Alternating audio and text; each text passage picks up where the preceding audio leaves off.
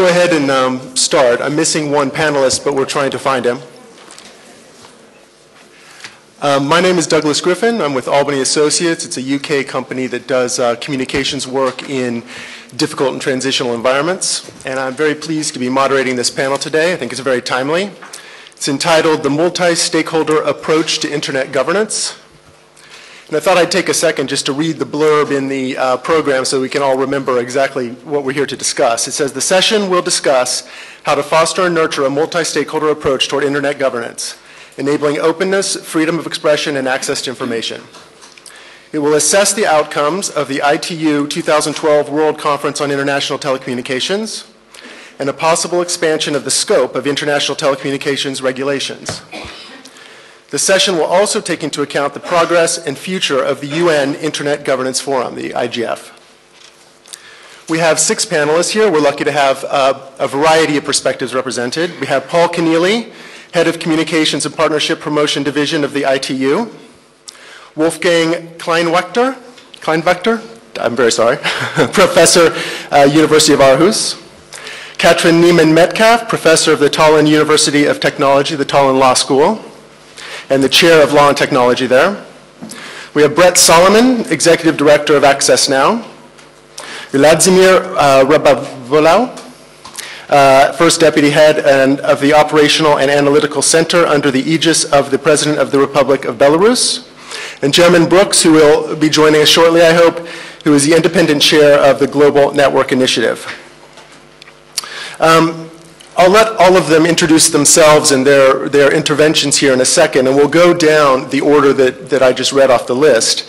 We want as much of a discussion as possible. We don't just want it to be a series of kind of speeches. So we've asked all of the speakers to please limit their initial comments to 5 minutes or less, and we'll be pretty strict with that time, so I'll remind you if you run over. We will hold all questions until after all of them have introduced themselves, and then we can have participation from the audience. I would also ask you as audience members to, when you're making a question, to maybe say who you are and where you're from, so give us some context, but also to please also keep your interventions very brief and on point, germane to this topic. It's a really interesting topic. It's very timely, coming off of the events that have happened with the ITU and the WCIT and the Dubai event in 2012, which Paul will go into a little bit more. Also, just so you know, there is Russian translation. So when we have a Belarusian colleague who will be giving his comments in Russian, so when he goes to speak, you may want to, if you need Russian translation, switch on your headphones. So without further ado, I will pass on the microphone to Paul Keneally of the ITU. Thanks a lot. Thank you very much, Doug. Good morning, everybody. And I'd like to start off, first of all, by thanking the OSCE and personally Madam Mijatovic for the invitation here today and for organising this excellent conference on Internet 2013. It's been really, really interesting to follow so far. So thank you very much for the opportunity. I'm going to really do my best to keep to the format, and that's to give a very brief introduction and overview. We see we have a full room here early in the morning, so we'll leave it sufficient time for questions and discussion afterwards. I'd just like to start by just generally talking a little bit by ITU, and then more specifically on the focus of this topic, which is Internet governance and multi-stakeholderism. ITU, of course, is not just about that. In fact, the core work of ITU is very much linked to the radio communication work that we do in defining spectrum and allocating spectrum, as well as satellite communications, submarine cables, etc., even mapping space debris. The other sector of the ITU is the Standardization Bureau, which is involved with private sector in developing standards for modern communications and connectivity. So defining the standards of the physical infrastructure that underlies today's internet and all of the data and traffic that's transmitted around the world is a very core part of what ITU does. And much of the standards that exist today, particularly in the fibre optical networks, are the work of ITU. And if we think about all of the broadband, for instance, that we have 600 million people people connected to broadband today, the very vast majority connected with the help and the facilitation of ITU standards. The third sector of the ITU is our development work, our development bureau. And here we're working very much on the policy side with nations around the world and administrations around the world, particularly in the developing world, helping to develop policies. So for instance, with national broadband plans, we've already worked with more than 100 countries to help them develop their national broadband rollout plans. This bureau is also working in collecting a lot of the global data that's used widely and made freely available to everybody. And of course it's working on traditional development-oriented activities, much of which was emphasized in the revised international telecommunication regulations from the conference in Dubai last December. So for instance, provisions were in the ITRs to facilitate digital inclusion, basically, particularly with people with disabilities, people living in landlocked countries. So this is also very much part and parcel of what the ITU is working on. The whole area of internet governance, ITU would of course consider that it has a role to play there with many other important stakeholders and organizations and governments and civil society. Many of you are probably familiar with the WSIS Forum, the World Summit for the Information Society. What you may not be familiar with is that the WSIS, the World Summit on the Information Society, or the WSIS as it's known, came out of an ITU conference in 1998 in Minneapolis, where it was very clear that a multi-stakeholder approach was increasingly needed to deal with the challenges of connectivity that the world was facing at that time. A number of years of preparation and consultation went into it, and the very first WSIS was in 2003. It was the first phase. And the second phase was in 2005 in Tunis, and that is where the most commonly used definition of internet governance is used today. And if I may quote it, it talks about the development and application by governments, the private sector and civil society in their respective roles of shared principles, norms, rules, decision-making procedures and programs that shape the evolution and the use of the internet. So the WSIS definition on internet governance does not limit the issues related to internet names and addresses. For instance, it also talks about public policy issues, critical internet resources such as the infrastructure that underlies data transmission and internet use, and it reinforces the concept of inclusiveness. So as I said, it was held in two phases, in 2003 and 2005, and it continues to be held on a periodic basis regularly. The next one is in Geneva in May, and then the 10-year, the WSIS plus 10 will be next year. So that'll be quite a large forum. So this is the first site, the first venue ever for redefining the roles and responsibilities of different stakeholders, particularly in the development of international internet-related policies. So I think that the ITU has had that historical and pivotal role in driving multi-stakeholderism from the very beginning. So also just like to talk a little bit about the conference in Dubai, because of course that has been very topical. And I think on many levels it has succeeded in elevating the importance of the whole issue of internet governance. There will be many different observations and interpretations about the conference in Dubai, but I think there would be a common agreement that it has at least highlighted and it provided a platform which has highlighted the fact that there is more than one perspective on internet governance, and there are many important players and regions of the world which want to have a greater voice and a greater say in internet governance. From the ITU perspective, I'm working with the ITU Secretariat, and like the OSCE, we're a membership organization. This is maybe a sort of a boring but an important point. Our Secretariat is there to serve our members. So when we talk about ITU having an agenda or wanting to push certain issues, this is inaccurate, because the Secretariat's role is purely to provide a platform for our members. and we believe that WSIS did provide certainly a platform and showed that our members indeed are not of one opinion or one agenda, or in many cases are still, their opinions are still evolving. So the outcome of WICET, as many of you know, and I have the final acts of the International Telecommunication Regulations here with me. I don't know how many of you have read it, but I would encourage you, that those of you who are interested, to read it. I read it again quickly this morning over breakfast. It's 9 pages. It's not a very long document. It's about high-level principles. The word internet does not appear in it.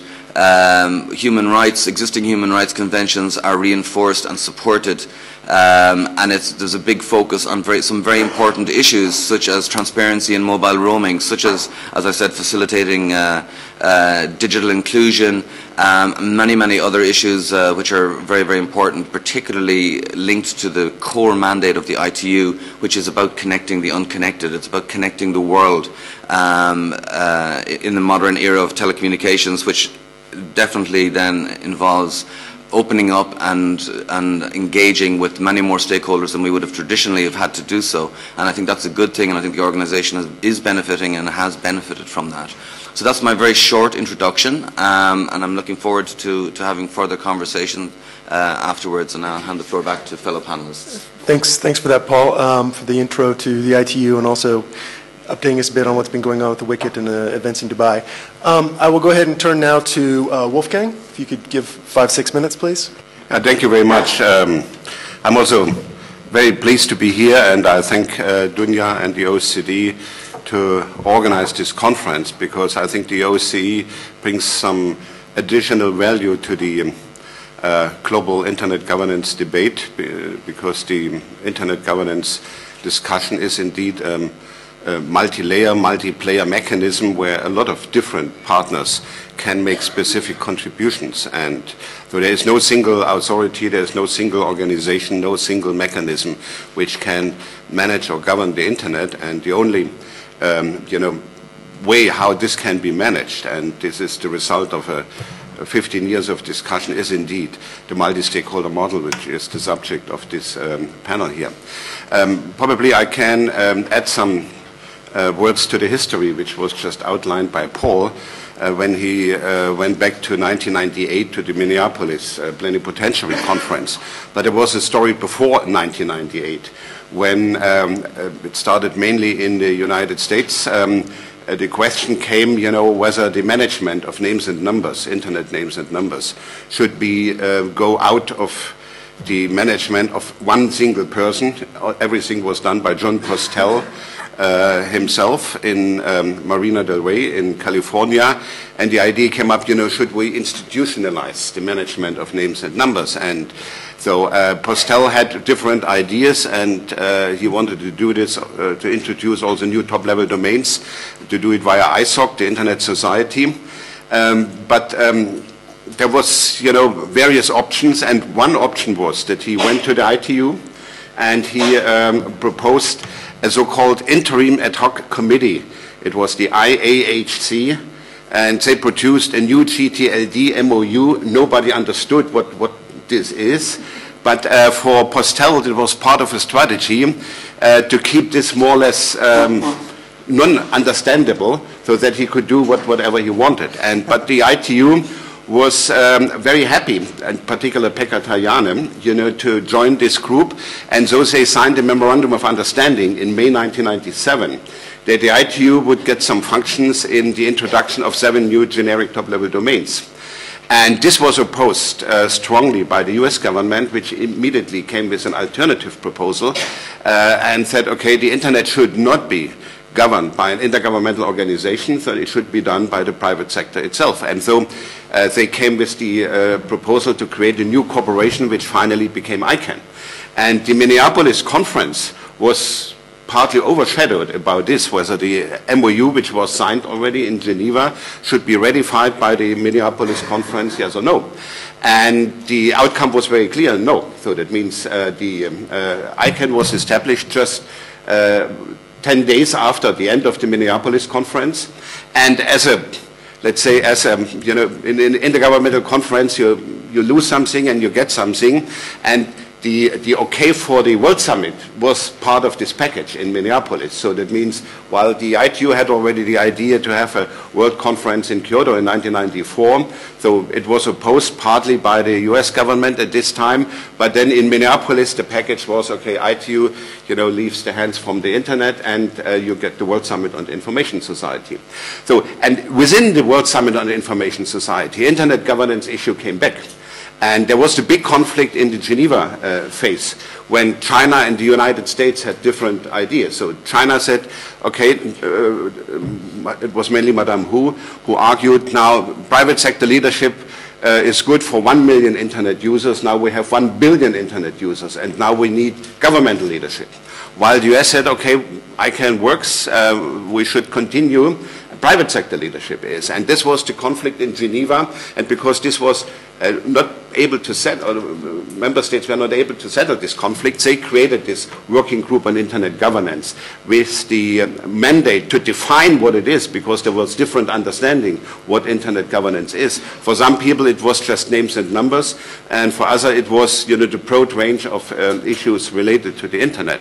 And I'm very happy that you quoted the definition, because I was part of the WCAG and we worked very hard to find out the definition. And there are two elements which are extremely important, because the proposal from the WCAG was the internet does not need a leader. So there's neither private sector leadership alone nor governmental leadership alone. It's a multi-stakeholder model where a lot of different partners from the private sector, from the government, from the civil society, from the technical community, have a certain role to play, and all these organizations have to work together. So the WCAG proposed not a new hierarchy, but a network, with different partners, and they should collaborate. And the second part of the definition is even more important, because it speaks about shared principle norms and decision-making procedures.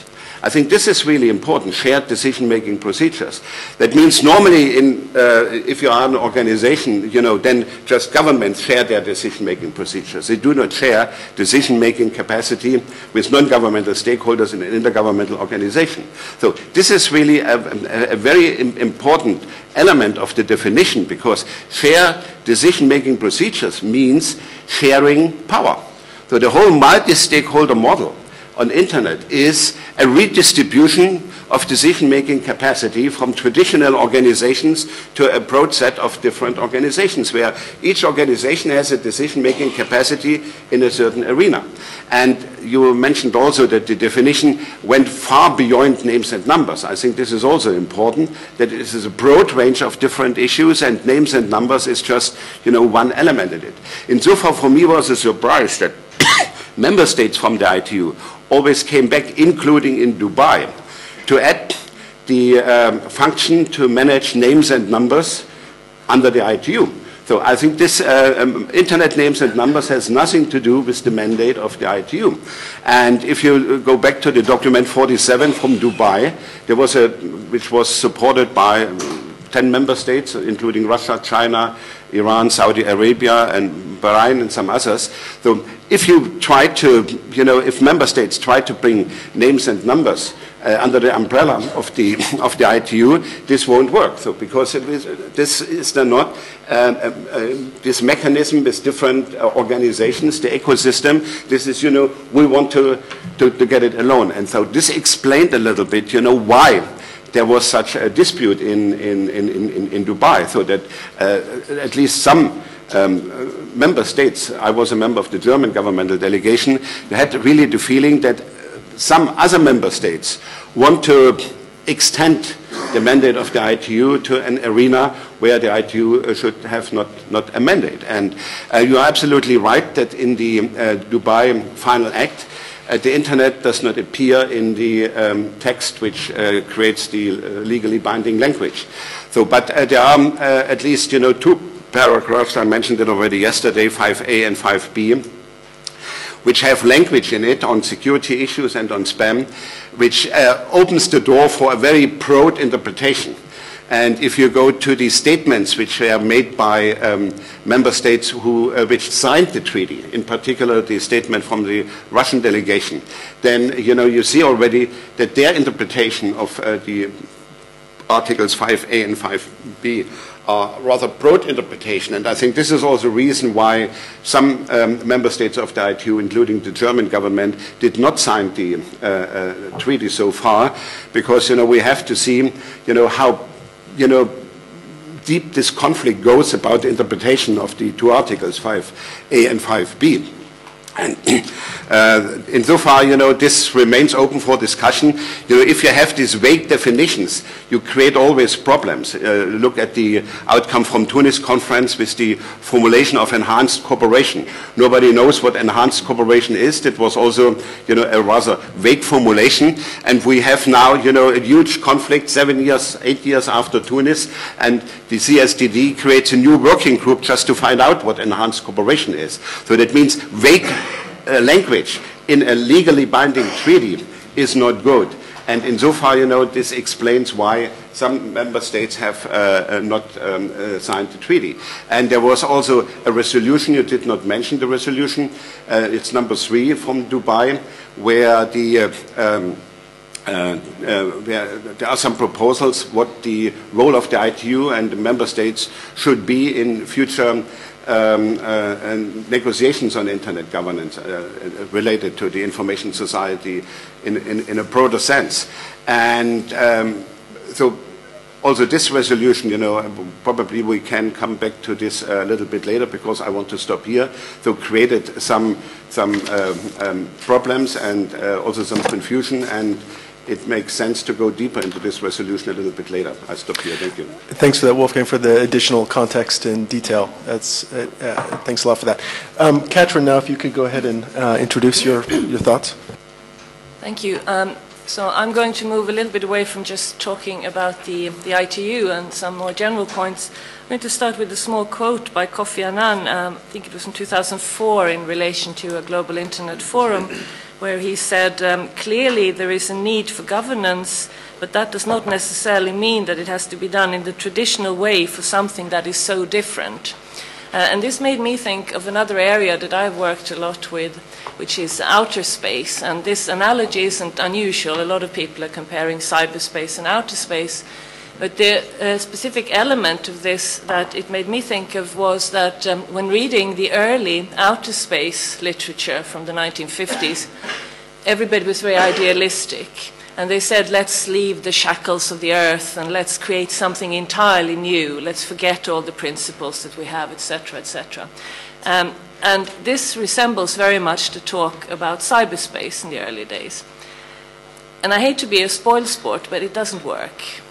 And one can, of course, and this isn't the time and place to discuss from a more philosophical viewpoint, if this is because when people interact, legal systems will be created in a certain way because of some kind of inherent logic or so, or whether it is just because of a built-in conservatism and slowness in the legal systems that sort of usurp whatever the new area is. That's actually not the point of this discussion. And I also want to say straight away that this does not mean that I advocate that we try to do something very traditional in this new area, but just that there are certain reasons for having legal systems, international legal systems and national legal systems, the way we have them. It's completely okay, and it should be, so that when everything works, we don't think about regulatory systems. They just happen. But when something does not work, that's when we need them and when we think about them. And this was mentioned several times already yesterday, that the procedures and things like that sound incredibly sort of boring, but are actually very important, that there is a procedure, there is a hierarchy, for instance, of norms. There are rules about jurisdiction, about procedure. So what do you do if something goes wrong? Who do you turn to? And very importantly, if decisions are taken, that they're also actually implemented. So that if you are the wrong party, you know what to do, how to make something happen. And this is what becomes more and more important the more important internet becomes, especially, for instance, if you have states like my own little country where e-governance is very predominant. So you're actually moving a lot of what the state is doing to cyberspace. So obviously you then need guarantees. If you're having actually the most essential functions of a state run via e-governance, we do need to have guarantees that things work, that there is actual real access, etc. So there comes a point where the importance of these issues dealt with are lifted up at a totally different level, at a basic level of even constitutional fundamental rights, etc.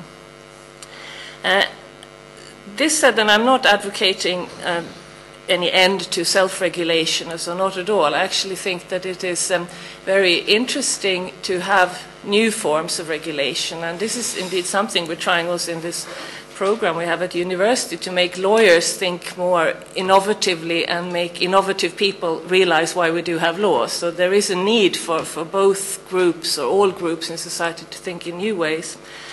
So I would just mention a few of the risks with not addressing questions of a need for proper regulation. And here one can see analogies of, for instance, press regulation in countries with freedom of expression, where there is mainly self-regulation of printed media. And there is a kind of an understanding that if the press is self-regulating and taking care of issues, the state will not intervene a lot. So there is a sort of trade-off. If you're looking after ethical standards, etc., then there is no need to come in heavy-handedly. But if you don't do this, then maybe we have to look at something else. So this is important to actually have a system that functions, because then there is less of a need felt by authorities to come in and change that and intervene in it in different ways. There are legitimate concerns with use of internet for things, cybercrime, for instance, child pornography has been mentioned. If these issues are not addressed, there is a risk that there will be those states or individuals, politicians, who advocate stricter regulation. And then this will also limit freedom of expression. The two things are not necessarily concerned. There's lots of cybercrime that can be addressed in a way that has nothing to do with limiting freedom of expression. But if nothing is done about the real risks, there is a danger that they will be said, let's just limit, let's just have restrictions, let's just have more registration, etc., etc. And then, of course, there is another question, more philosophical, so that the privatization of regulation. Is it a good idea to let private companies make ethical considerations? So I'm not answering the question, I'm just posing it. And just my final point, that I don't think a solution is to have stricter regulation, neither in international law nor national law, but to think maybe in ways of co-regulation rather than just self-regulation, or tying in, feeding in the system of self-regulation in the traditional legal system. For instance, making decisions, again, there are plenty of analogies to look at from different areas, making decisions by self-regulatory organs implementable by traditional state organs, for instance. So I think there, in this way of new thinking, as I said, both in the international law and the national law level, to try to maybe marry the traditional legal system that does have some benefits with this new, very innovative system. Thank you. Thanks, Katrin, for the discussion of how we can look forward to legislating and regulating in this area if we do it all. The next speaker is Brett Solomon of Access Now. Please. Hi, thanks very much. So I actually wanted to bring in the role of the user into this discussion, because I think that internet governance is increasingly reliant upon and needs to adapt to the billions of users, of internet users, who have a very significant stake in how the internet operates. And I think that the experience at the Wicket, and also what we have seen through ACTA here in the European context, has shown that the internet will rise in response to decisions that are being made that impact negatively upon individuals' digital rights. And that if they are not involved, both formally and informally in that process, then we will end up with an internet that is not as innovative, as adaptable, as consistent with international human rights as we would want. And there's three really interesting examples that have happened in the last 10 days that I just wanted to touch on. One is in the Philippines, the other is in Iraq, and the third is in Canada. And what's happened in those three instances is that there are laws that have been developed, proposed bills that have pretty much made their way all the way to second reading speech, which have all been ditched in the last 10 days. So the Philippines Cybercrime Prevention Act, the Iraq Information Technology Crimes Act, and the C-30 Domestic Spying Bill in Canada have all fallen by the wayside. And the reason why that's happened is because there has been this development of a kind of multi-stakeholder group, which has been civil society, progressive elements within government, and also certain parts of the ICT sector that have risen up together and have said that these laws are inconsistent with the openness of the internet, with human rights, and with people's capacity to ensure the free flow of information. So this kind of like informal multi-stakeholderism is actually influencing the hierarchies that they sit outside. And I think it's important that the formal structures of internet governance recognise these new models. I'm not sure if it's as kind of innovative as the out-of-space model, or it's consistent with the historical perspective that we've seen. But the point being is that internet governance needs to adapt. And in order to be truly and fully multi-stakeholder, the structures need to shift. And that means more than, for instance, the ITU putting out or providing a platform for civil society to be able to upload its perspectives, which may or may not end up in the hands of the delegations to the ITU. The WCIT itself did also, I think, as Paul indicated, bring internet governance to the fore. And we did see some really positive shifts, I think. I mean, certainly in terms of the ITRs, it's clear that there's no mentioning of the word internet. It's clear that the mandate of the ITU has not been expanded to include that. But there are other forums as well that we need to think about beyond those traditional ones. And there are also actors that I think, when we think about internet governance, that we haven't yet discussed. And that is the militarisation, the spaces where there is a militarising of the internet, and also where there are economic forums taking place. So we think about internet governance within ICANN, within IETF, within the IGF. But we also need to make sure that we're involved, all of us are involved in the decisions that are being made in, for instance, Working Group 1039 that's happening here within the OSCE, or the Intergovernmental Expert Group on Cybercrime that's meeting also here in Vienna later in the month. These are very, very significant and powerful bodies which are making decisions or having involvement in internet governance which don't necessarily involve civil society. And I think it's important, extremely important, that civil society and the internet that I talked about before are part of those decisions. And I might just to finish off, if that's okay, just to thinking about, at the very extreme of civil society, groups like Anonymous, which is actually the group that exposed this, the Working Group 1039, which is talking about cybercrime and how information is shared between governments. And I'm not sure if anybody actually saw the video that Anonymous released on the 26th of January. I suggest that you have a look at it. It actually was released after the death of Aaron Swartz, who many of you will know. And it says, it's quite spine-chilling actually, and it says something like this. It says,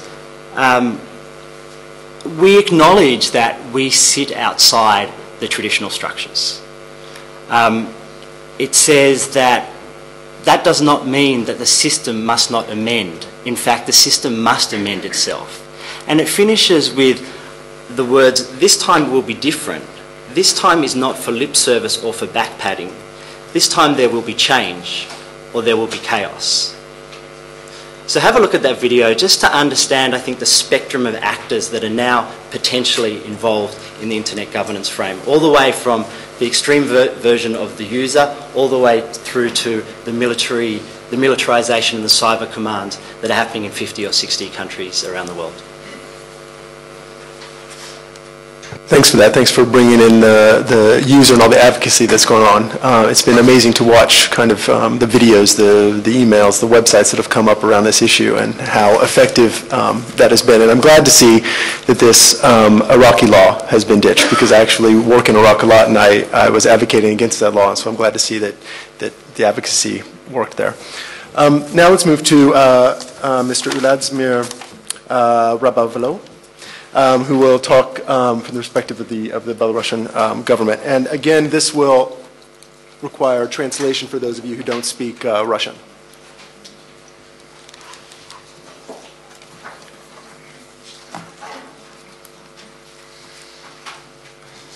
Уважаемая госпожа Миятович, уважаемые дамы и господа,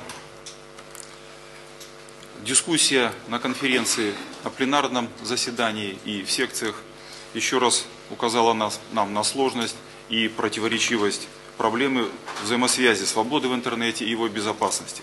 Полагаю, организаторы выбрали правильный формат проведения конференции. На ее участие приглашены представители различных субъектов, участвующих в регулировании интернета. Это и представители журналистов, и научные работники, и технические эксперты, и представители государств. И это правильно, потому что вопросы свободы СМИ, самовыражения, кибербезопасности и развития информационно-коммуникационных технологий находятся в неразрывной связи. Я, Владимир Рябоволов, представляю Республику Беларусь, первый заместитель начальника оперативно-аналитического центра при президенте Республики Беларусь.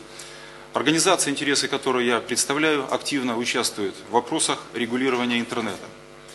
Мы являемся администратором национальной доменной зоны, специально уполномоченным органом по обеспечению безопасности в интернете. Мы обеспечиваем безопасность информационных ресурсов, в первую очередь государственных, но не только государственных. Также мы занимаемся вопросами обеспечения безопасности информационных систем, управляющих критически важной инфраструктурой. В Республике Беларусь, как и во всех цивилизованных странах, право граждан на получение и распространение информации является конституционной нормой. В концепции национальной безопасности Республики Беларусь расставлен акцент. Это право граждан на получение информации признается одним из основных национальных интересов. И это не случайно. Республика Беларусь обделена сколько-нибудь серьезными полезными ископаемыми, но главный ресурс, стратегический ресурс, это высокий уровень интеллектуального развития наших граждан. Поэтому мы заинтересованы в том, чтобы наши граждане получали максимальный доступ к информации. В своем кратком выступлении я хотел бы поделиться нашими подходами к вопросам создания технологических условий для реализации права граждан на получение информации. Потому что, на наш взгляд, мало продекларировать объективное право граждан, необходимо создать необходимые механизмы реализации этого права. В Беларуси интернет в целом развивается динамично. Объем интернет-аудитории более 6,5 миллионов пользователей при населении 9,5 миллионов. По данным Международного союза электросвязи и ЮНЕСКО за 2012 год Беларусь по доступности интернета находится на 21 месте в мире, по уровню развития ИКТ на 46 месте. При этом темпы роста ИКТ шестые в мире. Наша стратегическая задача к 2015 году войти в топ-30 стран по уровню развития информационно-коммуникационных технологий. В то же время я должен указать на ряд исторически сложившихся факторов, в определенной мере сдерживающих развитие IT-сферы. Прежде всего, это фактическая монополия Белтелекома. Несмотря на то, что в Беларуси около 60 провайдеров, в основном частных, 84% сетей находятся в собственности Белтелекома. Это единственная организация, которая поставляет международный трафик в Беларусь. Была поставлена задача, и она начала реализовываться, по проведению реформ с целью ускорения развития ИКТ и либерализации рынка услуг. Остановлюсь на самых основных буквально моментах или направлениях, которые выбраны для этой цели. Во-первых, ликвидация монополии Белтелекома на подключение к сетям электросвязи иностранных государств. Для этого создан второй национальный оператор, национальный центр обмена трафиком. Одним из направлений было определено построение единой республиканской сети передачи данных. Предусматривается объединение сетей Белтелекома, всех сетей других государственных организаций и на добровольной основе частных компаний. Формируется новый механизм, предусматривающий разделить поставщиков услуг и владельцев сетей. Мы полагаем, что данная инновация позволит обеспечить равные условия на рынке для всех участников этого рынка. Этой же цели посвящено создание нового мощного центра обработки данных. К 2015 году будет создана сеть LTE. Быстрыми темпами мы наращиваем транзит трафика. В ближайшее время заработает высокоскоростная транзитная магистраль Москва, Минск, Франкфурт с пропускной способностью до 8 терабит в секунду.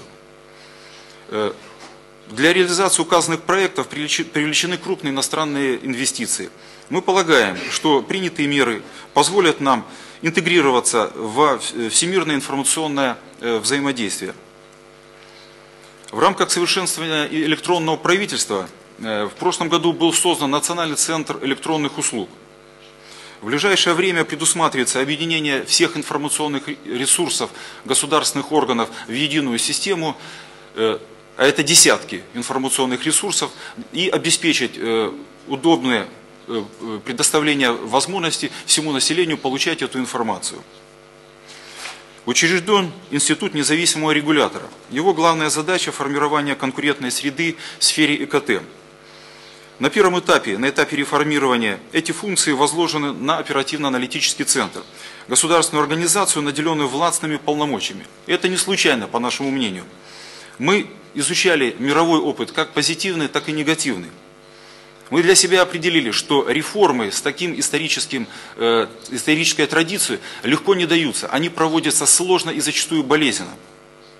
Сами реформы не будут проводиться. Я попытаюсь вот немножко аналогию провести. Это вот когда необходимо открутить ржавую гайку. Вот она приржавела, и самые главные усилия надо в начале, когда надо сорвать эту гайку, с мертвой точки сдвинуть.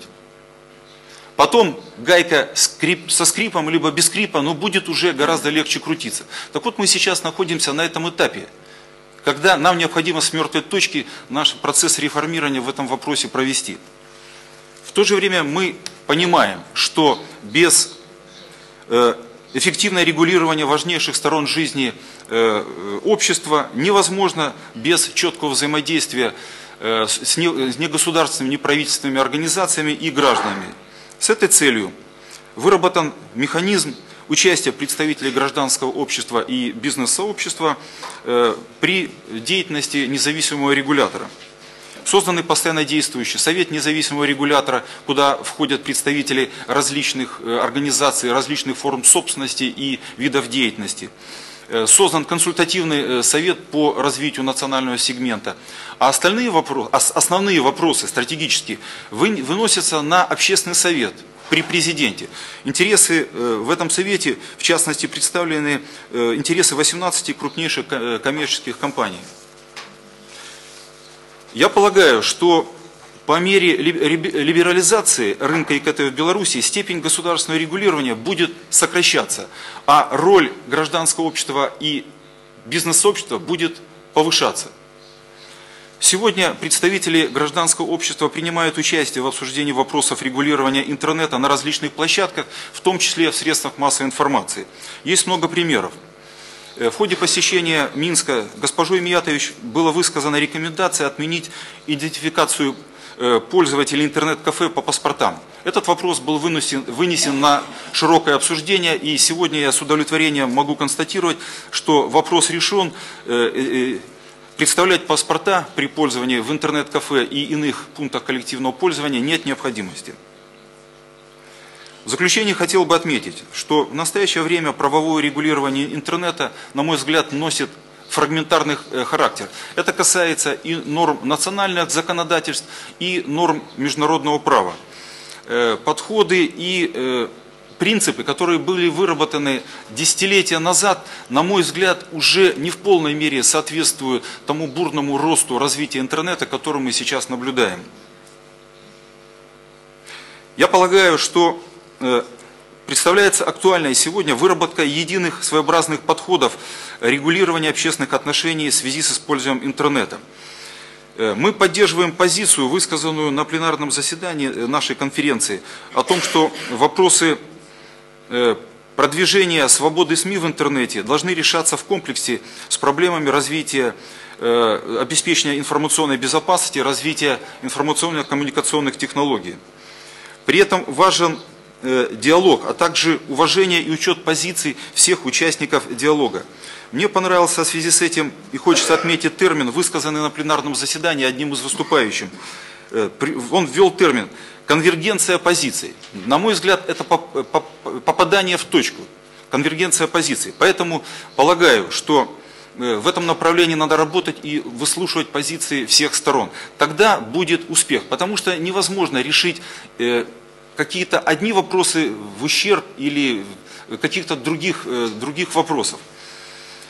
Полагаю, что несмотря на то, что проблематика, обозначенная мною, носит глобальный мировой характер, Организация по безопасности и сотрудничеству в Европе, как влиятельная региональная организация, может стать одной из основных площадок для выработки подходов, удовлетворяющих всех заинтересованных участников. Благодарю за внимание. Thanks. We're going to wait for questions until all of the speakers have a chance, and then we'll open it up. So we have one last speaker, Mr. German Brooks, who I understand joined us a bit late because he was directed to the wrong place. We're glad you found us, and please go ahead and make 5-6 minutes if you can to introduce, and then we'll open up to questions and comments from the floor. Thank you very much, Doug, and good morning, everyone, and congratulations to the organisers who put multi-stakeholderism, as I understand we now have to call it, on the agenda. So that's obviously very important, also from the perspective of the Global Network Initiative, which is a multi-stakeholder initiative. Listening to Wolfgang, I realised that although I'm probably the oldest person on the panel here, I should know more about the history of the Internet than I do. My really justification for talking about multi-stakeholderism is that I spent several decades in business and over the last 12 years both in civil society, in board positions, and also in intergovernmental organizations. So I think I have a good feeling for the interests of the different sectors of society, which the purpose of multi-stakeholderism is to bring those precisely together.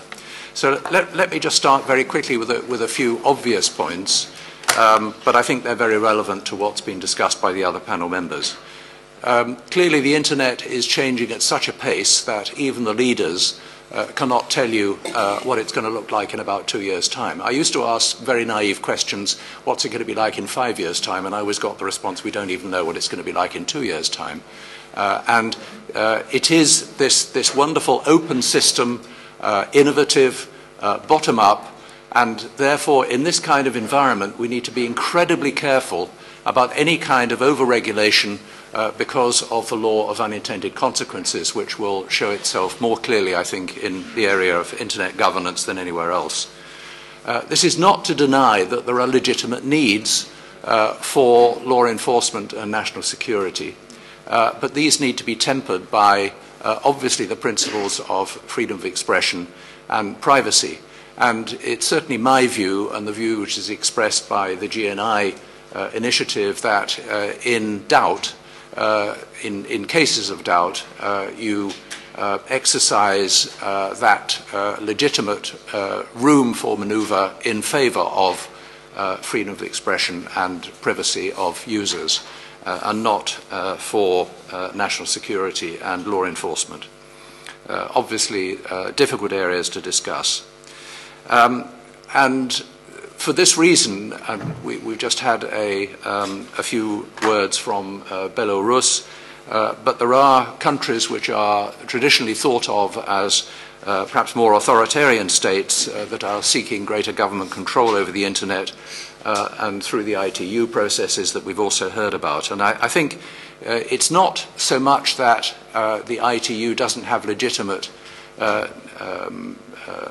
voice, a legitimate starting point, but the processes which are followed are certainly not multi-stakeholder, they're certainly not as transparent as we would like, and I think that is the real worry.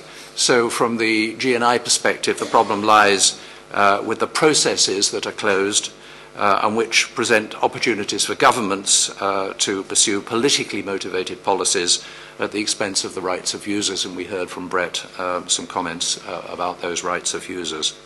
So although companies and governments have legitimate reasons to cooperate on internet policy, when this happens behind closed doors without adequate safeguards, the human rights of users can certainly be at risk.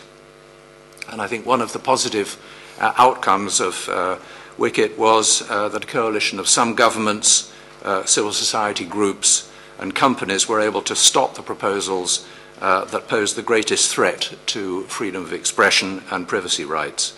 It will be important to build on that engagement, find opportunities for North and South to work together on a positive agenda for the human rights online. Now, let me just say a word or two about G&I for those of you who are not quite familiar with it. Our members are drawn from business, academia, investors, and a great variety of civil society organizations. And there are two characteristics of G&I which make us unique. Our stakeholders do not present their separate views in a confrontational style once or twice a year, but are in permanent contact with each other. My own knowledge from other civil society organizations and big business is that if you're lucky, you get invited to 1 or 2 meetings a year. You're allowed to express your views. If you're lucky, those views are taken into account by the companies, and they go away and formulate their own policies, sometimes with feedback to you, sometimes not. The G&I process is very different. And the second point is that businesses subject themselves to what we call independent assessment. So basically an audit of whether the companies are living up to the commitment that they've given to respect freedom of expression and user privacy. Putting that in another way, the multi-stakeholder processes cannot just be about airing the views of different groups. They need to incorporate the very difficult but nonetheless doable process of forging consensus, accommodating different views, and working together. Companies, human rights groups in G&I do this on a regular basis, showing it is possible, and I can assure you, chairing the board, that we have very tough discussions. There are real differences of view which need to be bridged, and that finding of the consensus is a genuine process which provides opportunities to really understand each other, but nearly always involves a degree of compromise on the part of the companies, on the part of the civil society organizations, and indeed academics who would like to see a more thorough and rational approach to many of our issues. So ultimately, solving human rights issues around the fast-changing internet needs contributions from the many different sectors of society, and this is probably the only way to avoid the unintended consequences which I referred to earlier of the more formal governance structures. Thank you. Thanks, Jeremy, for that introduction to G&I. It seems like we have a good variety of perspectives up here on the panel, but I think it's time to go ahead and turn the mic over to the audience. If you could please, raise your hand if you have a question. We have a roving microphone. Say who you are and where you're from, and keep it short. If you're directing it to a specific person, please go ahead and let us know that at the beginning, so they can make sure can be responsive, and keep it short and on topic. Thank you very much. I will speak Russian just for my questions to be understood. Я здесь представляю общественную неправительственную организацию «Белоинфоком» из Беларуси. Меня зовут Юрий Зисер. Значит, в связи с этим первый вопрос.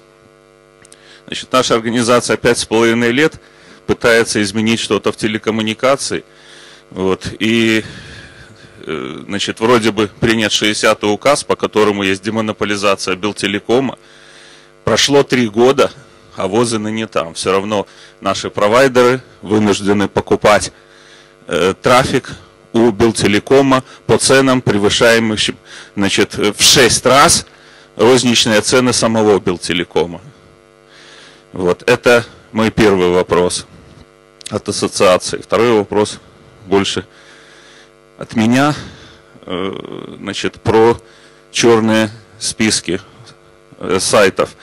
Значит, вот вчера на конференции в пленарной части говорилось о том, что сами черные списки не должны быть тайной, что должно быть известно, кто в черных списках, и значит, те, кто в черных списках, должны получать об этом какое-то уведомление, они должны об этом знать.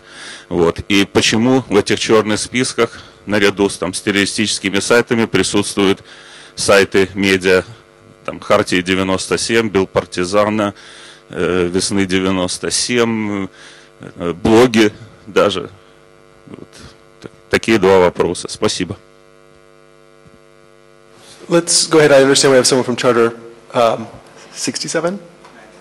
97, sorry. Here, so if you could, and then we'll have a response, and then we'll move on from to other topics. Okay. I will speak Russian. Это, конечно, все прекрасно, то, что сказал нам господин Рыволовов.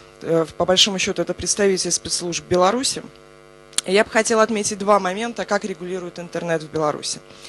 Я главный редактор сайта Хартия 97, это ведущий независимый интернет-ресурс в Беларуси. В 2010 году Александр Лукашенко, который называют справедливо последним диктатором Европы, подписал указ о регулировании интернета. Исполнять этот указ поручено новосозданной структуре оперативно-аналитических центров, представителя которого мы здесь видим. Согласно этому указу, он делится на 2 части. Первое – это полностью идет регистрация пользователей и хранится информация об указанных им услугах. Далее весь бизнес переводится на белорусский хостинг. Более того, исполнять этот указ поручено УАЦ, и согласно их рекомендациям действительно вводятся черные списки. В черные списки попали оппозиционные интернет-ресурсы. Была пыль в глаза, что якобы это детская порнография и тому подобное. И вот под это все, под защиту, якобы защита прав граждан, попали ведущие интернет-ресурсы. Мы теряем огромную аудиторию из-за этого.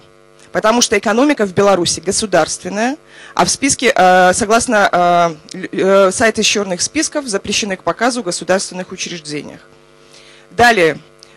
Сегодня представитель, опять же, УАЦ говорил о том, что необходим диалог, и как хорошо, что здесь есть журналисты. Да, я сегодня могу быть здесь, но если бы я жила в Беларуси, я была бы в тюрьме. Потому что в том же 2010 году был убит основатель сайта Олег Бибенин. Были дважды разгромлены спецслужбами офисы редакции сайта «Хартия». Я попала в тюрьму. Меня обвинили в организации акций протеста. Согласно этому обвинению, мне грозило до 15 лет тюрьмы. Я бежала из страны накануне суда. Вы мне будете говорить о каком-либо диалоге? Вы сегодня хвалитесь и говорите, Дуня Миятович, что вы отменили регистрацию по паспортам в интернет-кафе. У вас сидят журналисты фактически под домашним арестом. Это Ирина Халип, это Анжи Почобут. Вы продолжаете душить свободу слова. Нет независимого телевидения, нет радио. Вы уничтожаете интернет. Причем вы уничтожаете его и законом, и уничтожаете его брутальным образом, так как происходило с сайтом Хартии. Далее по поводу диалога якобы с бизнес-сообществом. Это тоже смешно, потому что монополия Белтелекома, то, о чем вы говорите, это всего лишь передел рынка. Вы можете создавать какую угодно еще структуру, но весь интернет и весь интернет-трафик будет все равно под вашим контролем. Вы консультируетесь исключительно с бизнесменами, которые работают с вами. Юрий Зисер, который задал справедливые вопросы, получил сверхприбыль от этого указа вашего. Потому что при переводе всего белорусского бизнеса на белорусский хостинг получил прибыль он, потому что он владелец крупнейшей хостинговой компании «Хостинг Бай». Поэтому обычная коррупционная сделка. ни о каких диалогах речи быть не может. Поэтому давайте вы все-таки либо не будете сюда приезжать, либо будете молчать, потому что сказать вам нечего. Let's allow a response, and then we'll move off of that topic to some other topics, because we only have about 25 more minutes to go.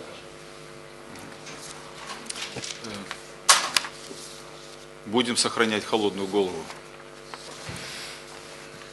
Я вначале отвечу на вопросы господина Зисера в отношении процесса демонополизации Белтелекома. Ну, наверное, я соглашусь, что было бы, наверное, лучше, чтобы вопросы демонополизации Белтелекома решены были бы уже год или, допустим, полтора назад. Но этот процесс очень сложный.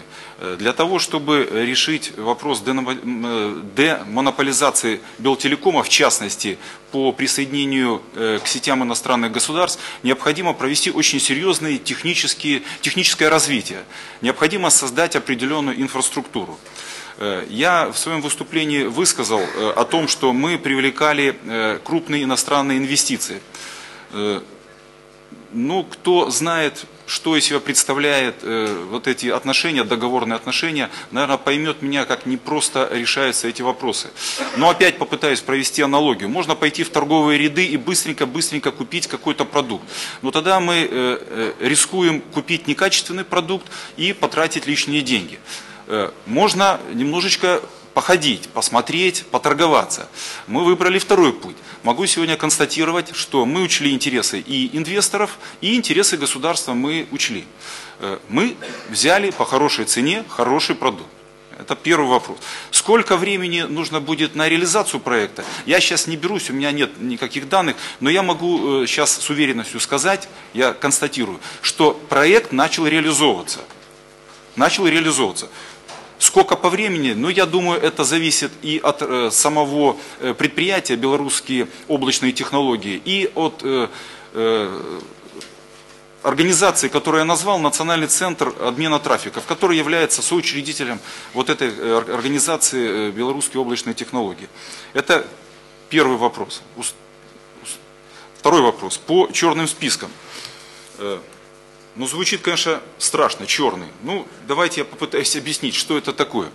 В Белоруссии в соответствии с законодательством предусмотрена добровольная фильтрация. Это закреплено в том же указе, который госпожа Радина назвала. Каждый пользователь может заключить договор и ограничить доступ к определенным сайтам для своих детей, для себя лично, как угодно. Кроме этого, есть обязательное ограничение доступа.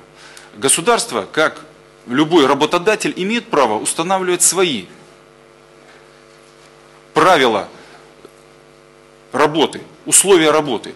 Поэтому, да, ограничено в государственных органах. И я полагаю, что на работе надо работать, а не смотреть сайты. Это ж ни в коем случае не исключает права каждого человека тут же взять планшет, телефон, тут же, извините, во время обеда на рабочем месте зайти на Хартию 97. Никаких проблем. Госпожа Радина, дело в том, что вот вы говорите, что ограничен доступ к вашему сайту. Насколько мне известно, примерно ежедневно около 60 тысяч обращений на ваш сайт только белорусских пользователей. Ну, я не хочу в дискуссию, я просто констатирую факт. Это как бы несколько не моя компетенция, но я, зная ваши вопросы, я подготовился. Поэтому говорить... Ну, вы написали уже про меня это на своем сайте. Я прочитал и примерно знал, о чем вы будете готовиться. Надеюсь, вы не обижаетесь за это, нет? Ну вот, я продолжу. Так вот, На пленарном заседании представитель, по-моему, Соединенных Штатов Америки говорила о каких условиях, как она видит, необходимо там 3 условия для проведения транспарентного ограничения доступа. У нас точно такие же, как вот представитель в пленарном заседании, условия ограничения доступа. Тоже транспарентен, тоже предупреждение, тоже значит, определенная процедура, тоже определенные органы, которые, в компетенцию которых входят этот вопрос, мотивированное обращение, и это идет в Министерство связи, и там этот вопрос принимается. Предусмотрена также апелляция, которую вы, госпожа Радин, вы еще пока не использовали, но я попозже об этом скажу. Can we wrap this topic up really quickly? Just really quickly, because we only have 20 minutes. We've got to move on to other topics. Я постараюсь. Ну, вопросов задело много. Вы же, наверное, от меня хотите полный ответ получить. Что касается ограничения доступа в этот список, да, этот список есть. Я тоже сейчас уточнил, это несколько не моя компетенция, так, наша организация. Excuse me, could I just interrupt? I do think that these topics are extremely important, go right to the centre of governance because it demonstrates issues of single state control or management of the internet. But can I suggest that the point has been made to the audience. I think that you guys should take it offline and have that discussion so that we can bring in some of the other topics, if that would be okay. No, we have to stop. We have to stop. We have to move on. 1 minute. 1 second. 1 second. And really, fast. Я все-таки готов с вами, Наталья, встретиться, еще раз довести. Я предложил вам вчера пообщаться, вы не уклонились от общения. Хорошо. Хорошо. Я скажу, что здесь некоторые были заявления, которые, во-первых, я в политику не хочу, мы не занимаемся политикой, мы техническая организация. Но здесь... We're going to have to stop. That's not going to be short. Can we have another intervention from the audience on some other issue, perhaps? Yes, unfortunately, I'm from Belarus as well. I am a representative, I identify myself as a representative of academia. Therefore, I would like to express my gratitude to Mr. Brett Solomon, because I think that the things they do, they are seen and highly evaluated in Belarus. And then I would like to express my gratitude to Mr. Wolfgang Kleinwacht, especially for your clarifications on the VC's process and on Dubai decisions. And I would say that your articles and your analysis is very important for countries like Belarus, where we have no academic community able to present qualitative expertise on the issue. And therefore, I still would like to attend to the Belarusian case and to suggest some strategic insights, and I'll make them in Russian in order our compatriots could... No, it's not political. It's not political. It's just... But we do need to give other people from other places a chance to talk about... I'll be very short. Okay, very short. Yes, and I'll make it in Russian. И я бы обратила ваше внимание, во-первых, на то, что риторика вот эта вот технической экспертизы и сотрудничества с бизнесом здесь не работает, потому что многостороннее партнерство, вы вообще никогда не принимаете во внимание конечных пользователей, что очень важно. Это один момент. Второй момент, всякие метафоры хромают, особенно хромает метафора с ржавой гайкой. Не нужно думать, что в Республике Беларусь совершенно незрелые граждане, которые не в состоянии самостоятельно решать эти вопросы. Интернет-пользователи – это наиболее образованные, наиболее активные граждане Беларуси. И вот это вот действительно, Наталья правильно сказала, что вот эта вот спайка государства и бизнес очень мешает развитию интернета. Thank you. Someone from somewhere else, please. Let's see. Right there. Thank you very much. First of all, I would like to express thanks to OSCE and representative of media for organization of such an interesting discussion. I'm representative of the Republic of Azerbaijan, Minister of Communication and Information Technologies. First of all, I would like to highlight the issues what has been discussed, WCIT matters and international telecommunication regulation issues. It was really a hard discussion, as it was remarked by our distinguished speakers. But my question is that some countries initiated global initiative which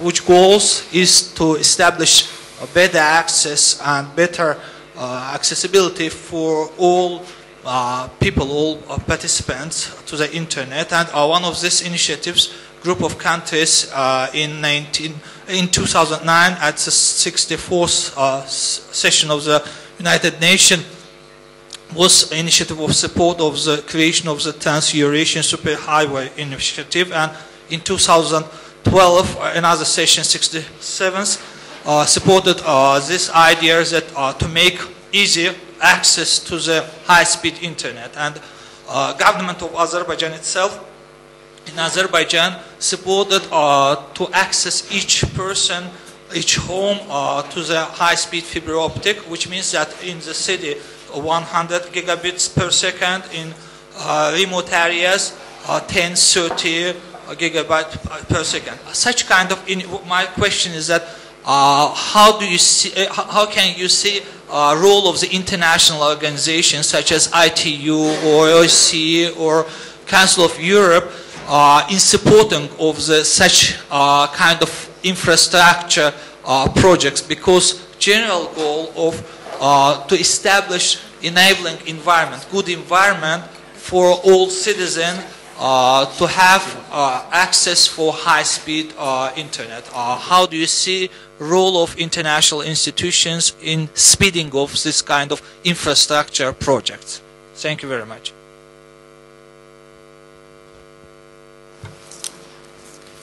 Oh, sorry.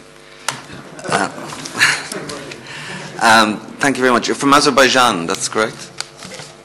Well, the initiative you spoke of, it's very well known. I think it has already been promoted and profiled as a real flagship project in the region. The type of support that I know ITU is already providing is on the standardization side, on working with the government to create investment opportunities for our members, because ITU, unlike other UN organizations, we also have private sector membership, more than 700 private sector members, so also promoting the project and creating investment for that. And I'm aware as well that there will be also a presentation of this project at the UN in New York quite soon, which will be led by ITU and the ambassador from Azerbaijan, as well as some technical experts, to show it as a template which could be replicated in other parts of the world. So that's one aspect. If I may just also make some remarks based on what my fellow panelists said. Just on the names and numbers aspect, it's true that some members did bring that to the conference in Dubai, and like freedom of expression, they have a right to propose different proposals, even if these proposals may never see the light of day, which was the case in point with this one, because as Wolfgang properly pointed out, this is already correctly and competently looked after by ICANN, and it's not the work of the ITU per se. Indeed, the Secretary General invited as his special guest to speak at the opening ceremony Fadi Shahade, the CEO of ICANN, to emphasize that point to membership. The language of 5A, you say it may be open for broad interpretation. I think generally speaking, that's what often keeps lawyers in business and legal people in business, is the interpretation of legal texts. But I would also like to emphasize, which was a very important insertion, it was a recommendation from the Secretary General at the opening of the conference, and it's put in the very, very first article of the ITRs, and that it says, these regulations do not address content-related aspects of telecommunications. And I think that was obviously put there to put at ease any anxieties or suspicions of other member states or civil society that these ITRs may indeed embrace content-related issues. On what Chairman Mr. Brooks said here from GNI about the process not being multi-stakeholder. First of all, just some background. There was 7 years of preparatory meetings went into WICIT. in the typical laborious intergovernmental organizational way, but it covered every region in the world, bringing together all of the stakeholders that were there. We worked with our member states to encourage national consultations. Many of them did so, and provided toolkits for them to do that, and provided all the support that they needed to carry out national level consultations. There's no doubt that we have a way to go to be a truly multi-stakeholder, as I believe many organizations do. But we do have a category of membership for civil society, and civil society also have the possibility to waive fees. So there's no barriers for civil society entry to ITU. And as I said, also we have private sector. On the freedom of expression aspect, indeed, there were concerns raised before there was even a program drafted, more than 1 year before the conference, that it could be an assault on freedom of expression. And many people, of course, were rightly concerned about that. But it was never going to be the case. The Article 35 of ITU's constitution, which supersedes the ITRs, we call it ourselves our own mini Article 19. It guarantees the right of freedom of expression to all users and linked to the whole telecommunications environment. Also, in the preamble of the text, we also reaffirm that all existing human rights legislation needs to take precedence over the ITRs. On the transparency side, just on the freedom of expression aspect, there's something that comes before it, and that's freedom of access, and that's something that ITU really works quite a lot on, to try and ensure that populations are connected and have access to all of the benefits of the internet and all of the different traffic that passes over the telecommunications networks on a daily basis. Finally, on the transparency side, I mean, again, there's room for improvement. I'll take that absolutely, but the conference itself, we had more than 1 million people a day tuning in via webcast. Our member states said it was the only treaty-making conference that they remembered, which was basically entirely webcast and all of the documents online for people to look at as they came out in different versions. So that's something we've learned from as an organisation. We've definitely evolved in that sense, and we'll continue to go in that direction. But I think it's unfair to say that it wasn't transparent. There was a lot of effort to include people and to make it as inclusive as possible, particularly during the conference itself. Thank you. Thank you. We have a question from Tajikistan. Yeah. Russian? Yes. Я опять хочу задать вопрос к Международному союзу МСЕ. Хочу заранее сказать отдельное спасибо ОБСЕ за то, что оно позволило все-таки пообщаться нам с представителем МСЕ, потому что, говоря о транспарентности, диалоге, мы тоже хотели, я сейчас представляю Ассоциацию интернет-сервис-провайдеров, и наше сообщество очень большое. Мы хотели в Дубае присоединиться, пообщаться по принципу транспарентности, но оргкомитет конференции сказал, что это только для государственных чинов, и вы как бы не можете приезжать. Но это другой вопрос. У меня вопрос такой.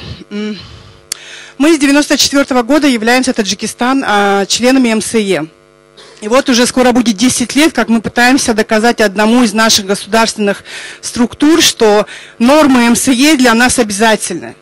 Мы подписали на высшем уровне и все такое, но нас не хотят слышать. Я говорю о нашем налоговом комитете, который абсолютно без разницы относится к тому, какие обязательства берет на себя страна, присоединившись к МСЕ. Там вопросы двойного налогообложения и так далее. Скажите, пожалуйста, вот в таких случаях, хотя у нас есть письма от нашего МИДа, от Минюста и других организаций, которые, в принципе, говорят о том, что, да, если мы являемся членами МСЕ, мы обязаны это все делать, соблюдать. Но налоговый комитет 10 лет абсолютно не реагирует на это и принимает свои какие-то подзаконные акты, которые идут вразрез тем нормам, которые принимает МСЕ. Скажите, что вы можете нам, какую помощь вы можете нам конкретно оказать? Вот мы тоже страна, у нас тоже есть все то хорошее, которое есть у других. I'll just let the translation come out. Let's do a question here and a question here, and then we'll have responses. I think that'll be about all the time we'll have. And please keep short. Алексей Самохвалов, неправительственная организация, Национальный исследовательский центр телевидения и радио. Но, к сожалению, проблемы с интернетом есть не только в Беларуси или Таджикистане. Вот вчера президент Российской Федерации Владимир Путин, он прокомментировал свое отношение к некоторым пользователям интернета, заявив, что радикальные оппозиционеры, радикально мыслящие люди в России будут отключаться от интернета, если это, по его мнению, будет вредить российскому государству. И я вот этот сутки, я так думал, а чем это может обернуться? То ли какими-то административными санкциями, то ли уголовными. И поэтому мой вопрос, видимо, господину Гриффину, и он связан с тем, а не стоит ли включить в резолюцию нашей конференции вот такой пункт о недопустимости административной или уголовной ответственности за пользование интернетом, тем более, что в Конституции Российской Федерации, 29 статья, сказано, что каждый имеет право свободно получать, распространять информацию. Я думаю, что такие нормы есть и в других национальных конституциях. Спасибо. Thank you. And then a question here, or comment. Yes. Yeah, Dan Baer from the State Department. I just wanted to respond to Paul's comment. First of all, Paul, thanks very much for all the clarifications, because I think there are probably a number of people like yourself who are extremely well-intentioned and put a lot of effort into managing the Dubai process from behind the scenes, and I appreciate your comments. I just want to draw a distinction. You said that access has to come before freedom of expression, and I think that's absolutely false. They are parallel goals. The goal should be to expand access and also protect freedom of expression, but the idea of saying access comes first is a dictator's talking point, and we should be very careful. I don't think that's how you meant it, but it's what the most repressive regimes in the world say, is that first we're going to do access and then we'll let people speak.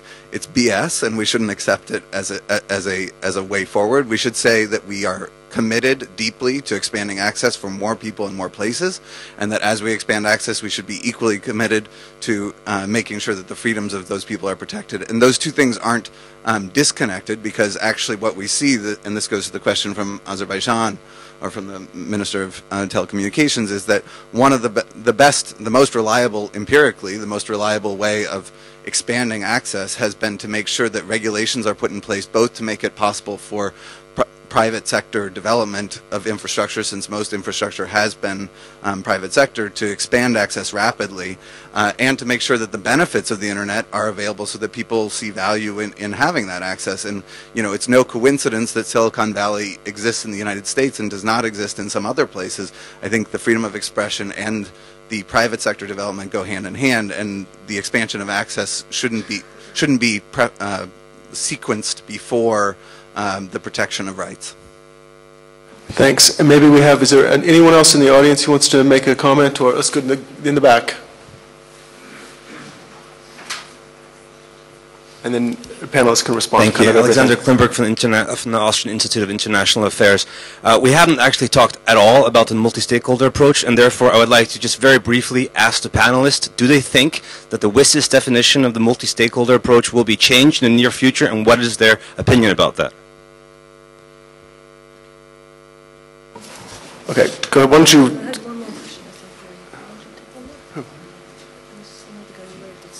Oh, okay. Умрилом Меликов, представляю Республику Таджикистан, буду говорить на русском языке.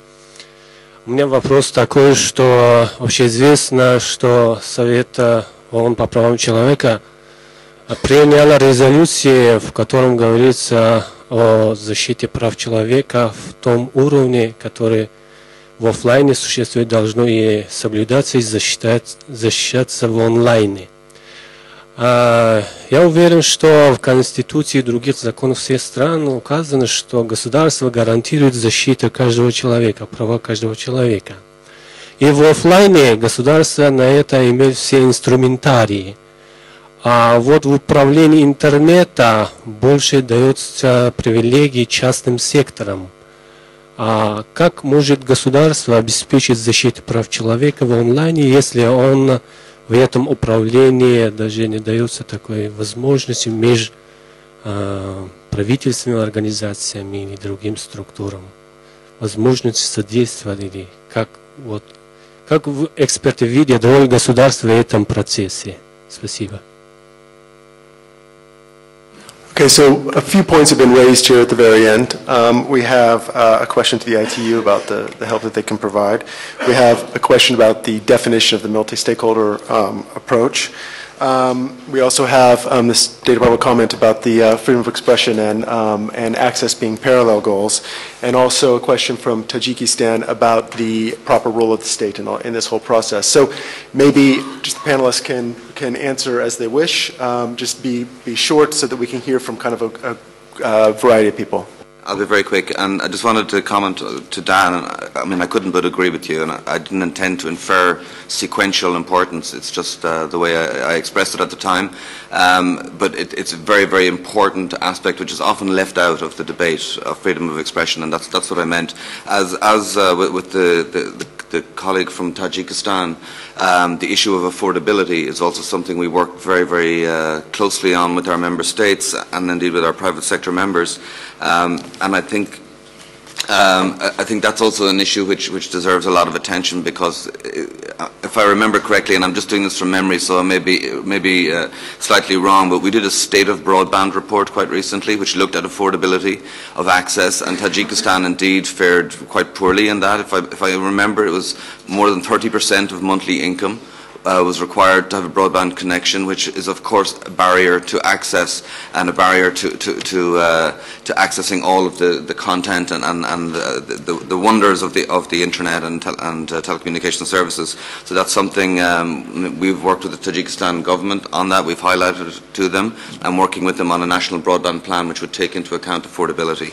I'll let other colleagues talk about multi-stakeholderism, which is of course key, but I don't want to dominate the microphone. Thank you.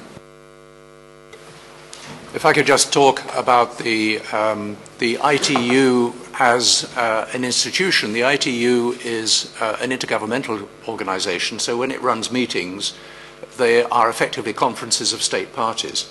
And our understanding is that the access of civil society, which I know a lot of the very good things which you told us are taking place, nevertheless, the delegations control the access of multi-stakeholders from the countries which are concerned. So in many countries there is not an openness to a multi-stakeholder input to that process, in spite of what is said publicly. I mean, we've only got to look at the repression of civil society which is currently taking place in Russia and in several other countries, but it's very worrying. And interestingly, it was already referred to that Putin spoke yesterday about the need for greater control of the internet. He also spoke about the fact that most of the international NGOs are secret agents undermining Russian society. And so how can you expect there would be a proper openness to multi-stakeholderism from countries with that kind of attitude? So wonderful some of the steps that you're taking, but ultimately these are conferences of state parties. And the other danger, of course, is the lowest common denominator problem. So you tend to come up with rather vague clauses which can then be interpreted in many different ways, and they will be interpreted in different ways between those countries with a greater respect for rule of law than those where rule of law is not very predictable. Thank you. Thanks, Chairman. Brett? Right. I mean, I think that the discussion is in this room from Tajikistan, from Russia, from Belarus demonstrates the perils that are attached to state-only control and management and governance of the internet.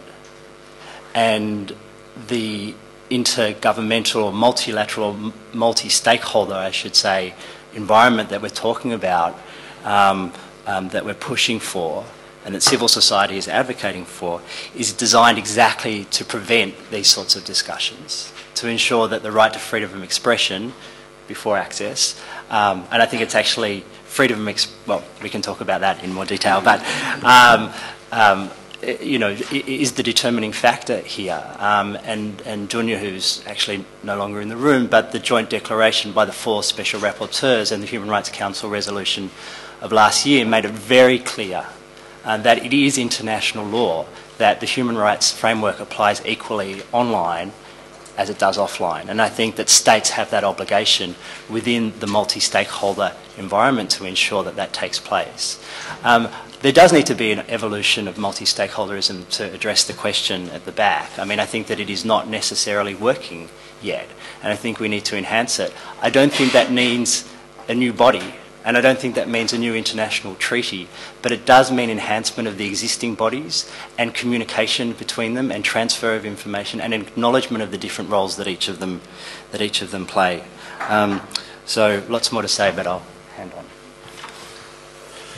Thank you very much. I think the multi-stakeholder model is still a baby. It's a fresh and new concept which is just under discussion since less than a decade, 10 years on the global level.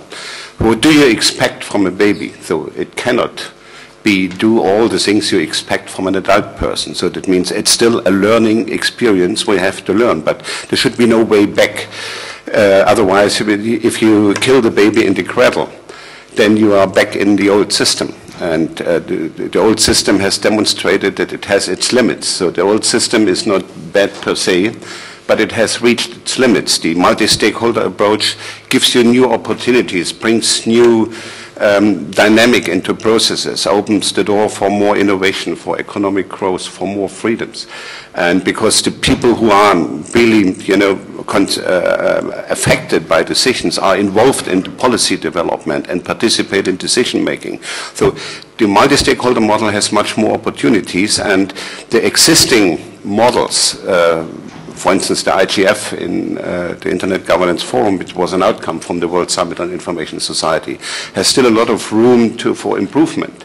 That means we have to look forward to improve it and not to let's say, to go back, or let's say, that, okay, this has failed and let's create something new. I fully support what Brett has said. There is no need for a new definition. We have a very good definition. There is no need for a new body, so we have already some examples. And what I think it's important also to understand that the multi-stakeholder model is not only for the global level, it's also important on the national level. Markus Kummer, who was the chair of the WikiG, always argued, good internet governance starts at home. So that means what you have to do in your countries is to develop national multi-stakeholder models and start with a national internet governance forum. In a lot of countries we have now national IGFs where the various stakeholders come together and introduce a bottom-up policy development process, or work together with government, with the private sector, with the technical community to settle issues on the ground. I think for Belarus it would be fantastic if you have a national IGF where on an equal footing civil society, the government and the technical community and the private sector discuss the issues. What you have started here, I think, is a good subject for an IGF in Minsk, so that you have this open debate, which will help that the various stakeholders understand the other side much better, that not only the president or the prime minister says, okay, I have consulted with some groups and now I make a decision. So that means you have to learn, how to share. I think this element in the definition, sharing decision-making procedures, is really important, and the whole internet is about sharing. And so if we think in this direction, then we have a lot of good future. Thank you. Я прошу прощения. Могу я получить конкретный ответ на свой конкретный вопрос? Я не получила ответа. Пожалуйста. Общие слова очень хорошо. We have to close. 2 минуты. No, not 2 minutes. 15 seconds. Хорошо, тогда зачем?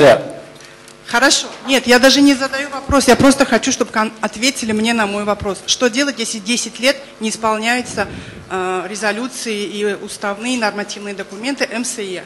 Конкретно я спросила, дайте мне конкретный ответ. Что может МСЕ сделать в данном случае? Это повторно я спрашиваю. Можно получить конкретный ответ? Question for the ITU. Question for the ITU. What to do if resolutions aren't being abided by? I mean, it would be incorrect of me to comment on specific national issues, which I'm not personally aware of. But certainly they should be brought to the attention of our regional office in the CIS, and we can talk offline and I can try and get more information and provide some guidance or contacts on that aspect. But there are definitely forums in place to discuss the type of issues that have been raised. Quickly.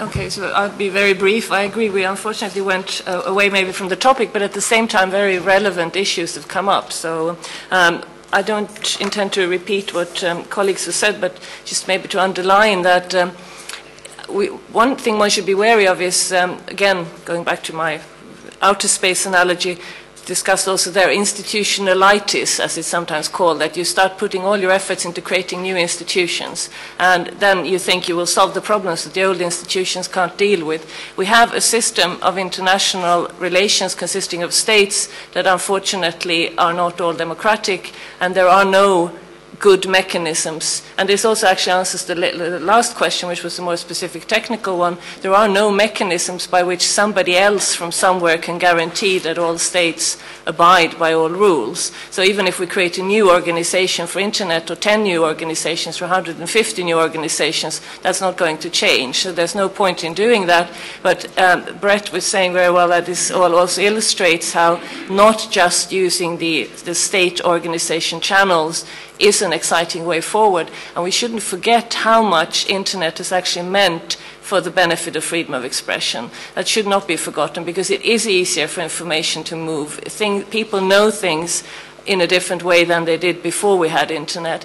And this is the positive effect to try to build on that. But unfortunately, none of us here can tell you what to do to deal with countries that do not follow the rules. If we did, we would have wholly other positions than what we have at the moment. So, thank you. Jared, final.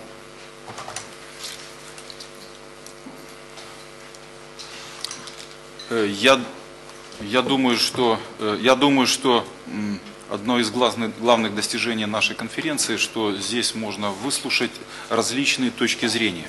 Я признателен за предложение, наверное, стоит посмотреть над этим, изучить вопрос. Четко сказать конфигурацию исследования, изучения вопросов развития интернета я сейчас не берусь.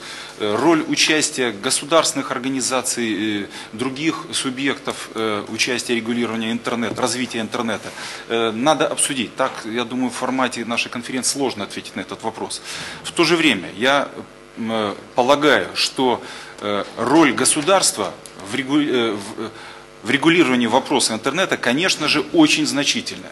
Только по одной той причине, что законодательство национальное, оно создается государством. Да, при работе, при участии гражданского общества, да, и учитывая, конечно, механизмы должны быть учета ответной реакции, как население реагирует на это однозначно. Но выводить из процесса государства, конечно, ни в коем случае нельзя. Поэтому, как будет конкретно, сложно сказать.